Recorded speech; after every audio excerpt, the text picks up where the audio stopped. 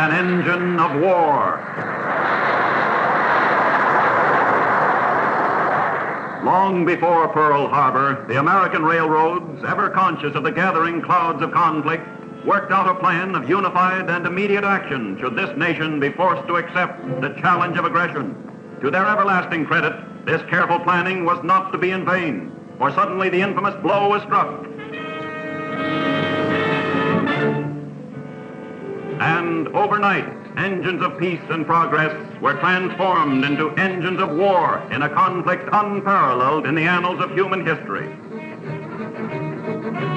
The die had been cast. The decencies of mankind were the stakes, and squarely upon the success or failure of the American railroads rested the fate of the nation, for only that nation possessed of adequate rail transport could hope to survive the ordeal of total war.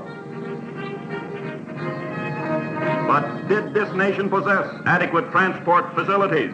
Could Santa Fe shoulder her share of the tremendous burden? Would Santa Fe meet the strain of wartime traffic without delay or confusion?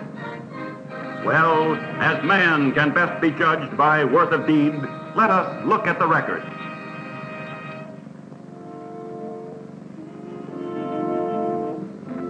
When the green light for military movement was signaled on that fateful day in December, the American railroads became the supply lines to the battlefronts, the strong arm of the home front. With a well-trained, determined army of more than 1 million workers, they were of the very first to enlist in the common cause for the duration. The order that came flashing over the wires was short, but to the point.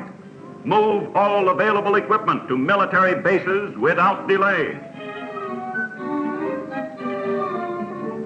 A large order? Yes. But the dispatch and smoothness with which this urgent request was carried out will long stand a record of enviable achievement, a record which future generations of railroad employees will ever regard with respect and awe, a record of free men and private enterprise.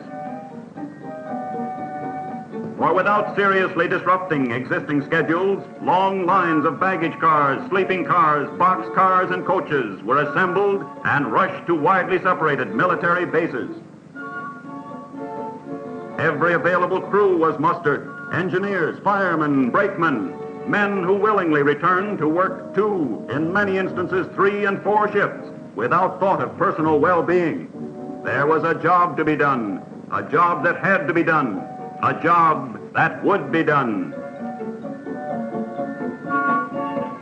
And even before Congress could gather to declare a formal state of war to exist, the armed might of these free and indivisible United States was already gathering momentum.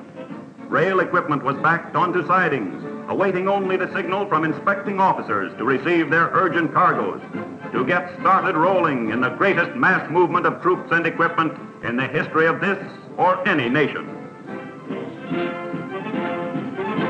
Flat car after flat car, loaded with speed and precision. Utility cars, scout cars, heavy trucks, tanks, jeeps, peeps, tank destroyers. Hundreds of fighting vehicles rumbling endlessly. Countless tons of steel and firepower rolling aboard and into riding position. There to be blocked and nailed and wired and secured by hands which had long trained for this very day. Then came division after division, thousands upon thousands of hardened, well-trained, superbly equipped fighting men to pile quickly aboard comfortable Pullman cars, their ultimate destination, a closely guarded military secret. Not a second was lost. From caboose to head end, get 'em rolling. And within a matter of hours from receipt of the initial order, hundreds of trains loaded with the world's finest soldiers, sailors, and Marines were started moving to embarkation points to take their stand, our stand, against the aggressors.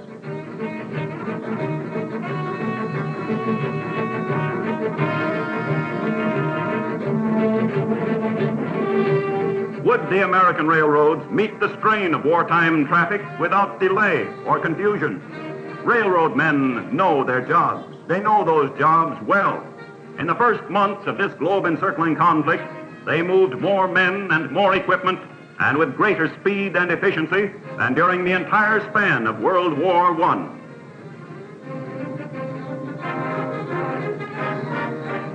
Yes, the wheels of war are rolling, and there is no longer any question as to the ability or the determination of the American railroads to shoulder their share of the nation's tremendous war efforts.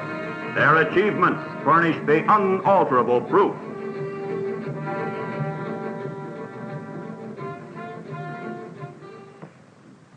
But great as is the demand for the movement of troops and equipment, it still remains only a small part of the real job the railroads are doing. A job so big as to be almost beyond the bounds of human comprehension, the day-by-day mass movement of freight. Only a few years ago, there were those who said the railroads were through, that they belonged to an era fast receding. Well, today, they are literally the lifeline of America, and every day, more than 40,000 trains are started moving, with Santa Fe alone operating as many as 1,800 trains every 24 hours. That's more than 75 trains an hour, a train every 48 seconds of the day and night, to sustain the life and economy on the home front, meanwhile meeting the heavy demands of the nation's war effort. An aircraft factory requires vital parts to maintain production schedules. It's up to the railroads to get them there without delay. A shipyard is running short of steel plate. It's up to the railroads to get it there. There is an acute food shortage in an overcrowded defense area. It's up to the railroads.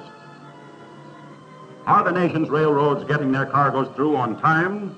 Well, just look at those ships being born through the untiring efforts of thousands of free American skilled workers, from rail-transported, prefabricated steel plates. Liberty ships, corvettes, destroyers, carriers, tankers, invasion barges, being built and launched in ever-increasing, never-ending streams as America's answer to the menace of the Nazi U-boat and the boasted invulnerability of the Jap and his conquests. Look at those carloads of beef on the hook, luscious big juicy steaks, and hides for shoe leather, which the railroads are delivering to the nation's busy packing houses. And bacon for America's 130 million industrious citizens at home and abroad. Throughout the 48 states, in country elevators and in the massive storage bins of the cities, tons and more tons of ripe golden grains are being delivered and stored, ensuring ample supplies for domestic consumption and for those hungry nations across the seas. From producer to consumer, potatoes, important freight.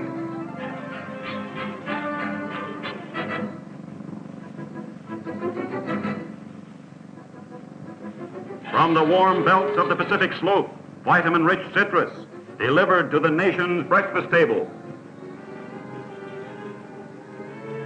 And planes, look at them. Deadly pursuit ships and mighty precision bombers to blast and clear the ways for conquering Allied armies, each on its own heralding the steadily approaching doom of the once mighty Axis and its satellites.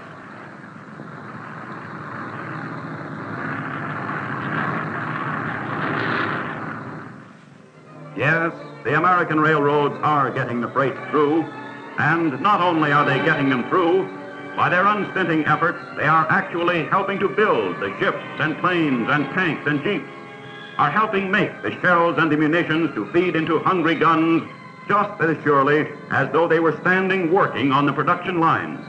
For production without transportation is a ship without a sail. Both are indispensably interdependent. But not only must the railroads transport the bulk of the finished products to feed into the maw of this hungriest of all wars, to them also falls the vital task of supplying an uninterrupted stream of raw materials to the nation's widespread factories. For the battle of production begins far from the lathes and the mills, deep down under the earth, where men go searching for the raw materials from which will be shaped our victory. From the mountains of Pennsylvania and Colorado, from Illinois and New Mexico, comes coal, torn and blown and scooped from thick veins which for centuries have been preparing for this day, for the all-important job of keeping blast furnaces blasting, until the freedoms of the lands above are once again secure.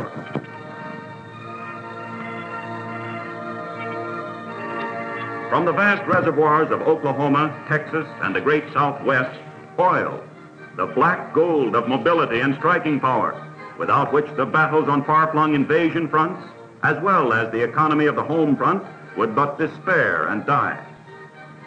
At the outbreak of war, the nation's railroads proposed that they could move 200,000 barrels a day, if they had to.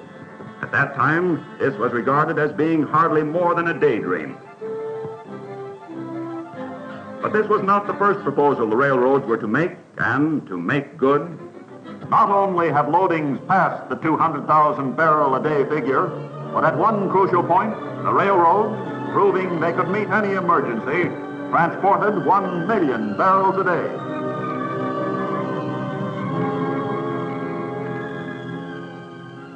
Out of the gaping expanses of open pit mines comes King Copper. Huge mechanical shovels continually eat away at nature's seemingly inexhaustible supply, lifting 8 cubic yards with each ravenous bite.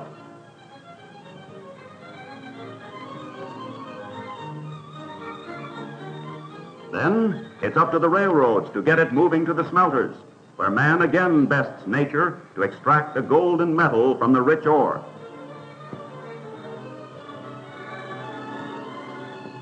From the Gulf Coast comes sulfur. Brought to the surface by the ingenious use of forced steam, the yellow chemical soon hardens to become gaudy, flat-topped mountains, then a muffled roar, and a mighty avalanche falls in loosened cascades. Ordinarily moved almost entirely by boat, the submarine forced an end to this method of transport.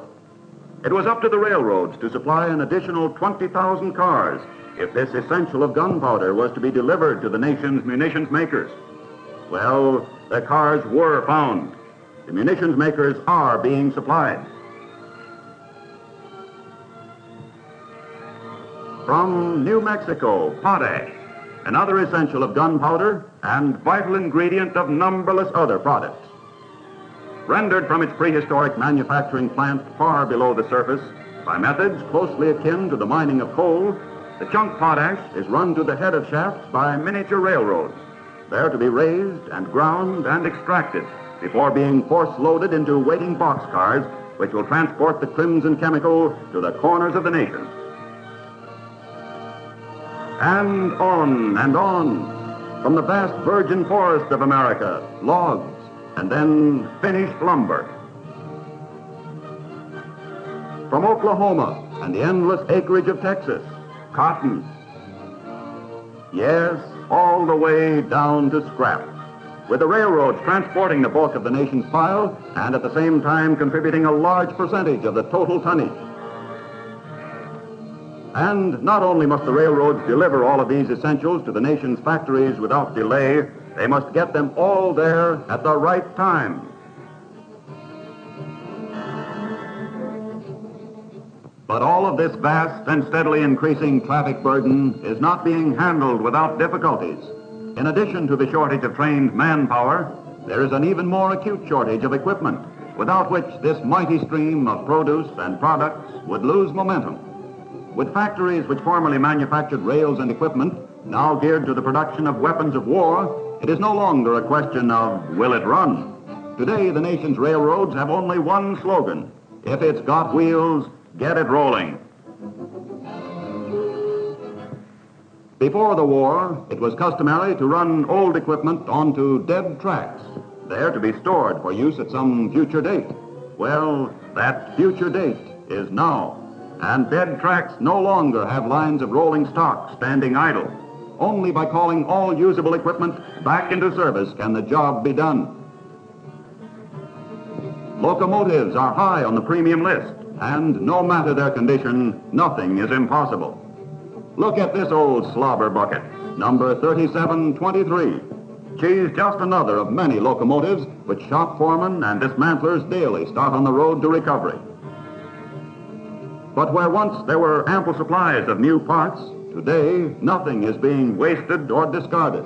Each and every one of the engine's 25,000 odd units is carefully marked to ensure proper and speedy repair and replacement.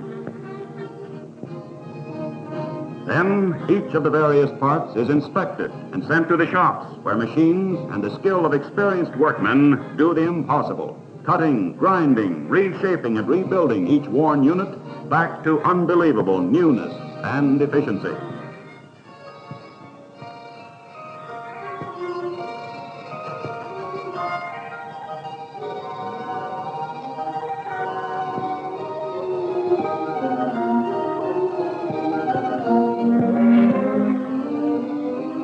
Fire brake is removed and replaced.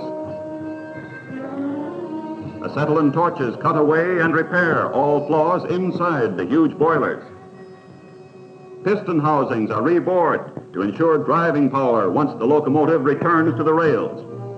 And huge wheels, worn and flat from thousands of miles of hard running, are cleaned and dipped and sprayed and lifted again into the shops, where new tires are fitted securely by expanding temperatures.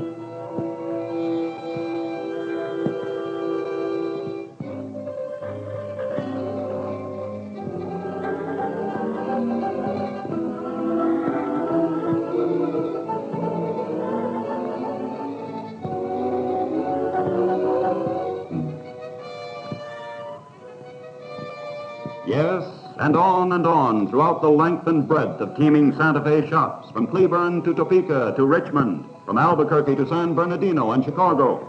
Modern miracles of reconstruction and rehabilitation are daily being performed with speed and efficiency heretofore thought impossible.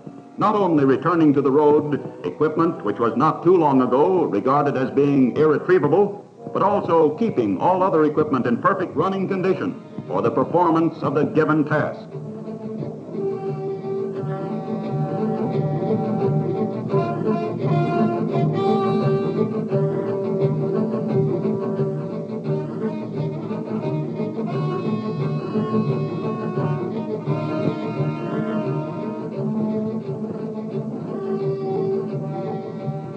For locomotives are not the only type of equipment which must be repaired and rebuilt. Look in any car shop and you'll see lines of old gondolas and refrigerator cars and box cars being torn down, rebuilt, and painted to bring them back into immediate service.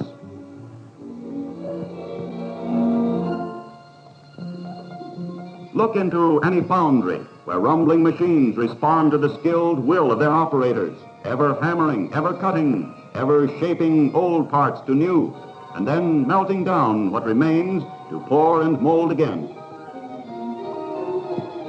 Look into the metal shops and see sheer weight and deft manipulation shape thick steel as though it might well be the thinness of tinfoil, and gears which must be ground to within 1,000th of an inch, and valves and gauges and air brake meters. In each and every department the story is the same. This is a war of movement. Let's keep 'em rolling. But let us not neglect the unsung heroes who are always present in the background of the steam and the rumbling wheels. Those tireless thousands of loyal workers who are keeping the roadbeds in flawless condition, who are constantly repairing and replacing mile upon mile of worn track, and who almost overnight lay spur lines to enhance the speed and efficiency of crowded rails.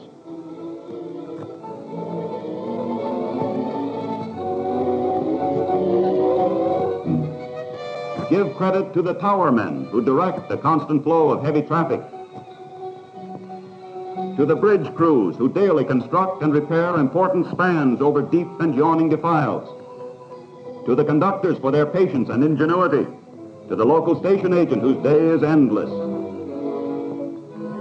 to the busy ticket salesman and his problems, to the dispatchers who keep the trains rolling on schedule, to the thoroughness of the signal maintainers, to the efficiency of the telegraphers, and to those other thousands of tireless workers, high and low, too numerous to mention. Give the railroad man his due, for each and every one on his own is an important cog which must function smoothly, else confusion and disaster result. Did I hear someone say not to forget the women? Never fear. Every rail that is laid, every train started moving, all freights and passengers carried, require a multitudinous detail of office work. In ever-increasing numbers, women are helping the railroads to maintain their high standards of service to the nation.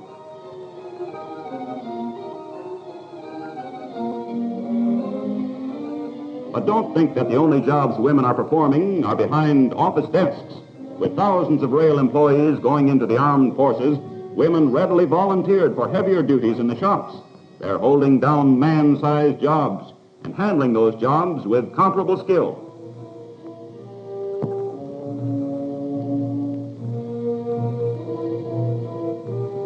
Yes, the wheels of war are rolling. From cowcatcher to caboose, the American railroads are winning as important and as tough a battle as has ever been fought. They are keeping faith with sons and husbands and sweethearts who are depending on the railroads to maintain schedules without mishap or delay, else all they possess perish forever. And when victory has been won, the American railroads will have an even more important job, for it will be theirs to carry the bounties of a great and even greater United States of America, a nation grown in technical skill and boundless opportunities, a nation of hundreds of new and better products, a land of food aplenty, and plastics and textiles and more which will flow endlessly over the bands of steel they have preserved and strengthened. Did this nation possess adequate transportation facilities? Would Santa Fe shoulder her share of the tremendous burden?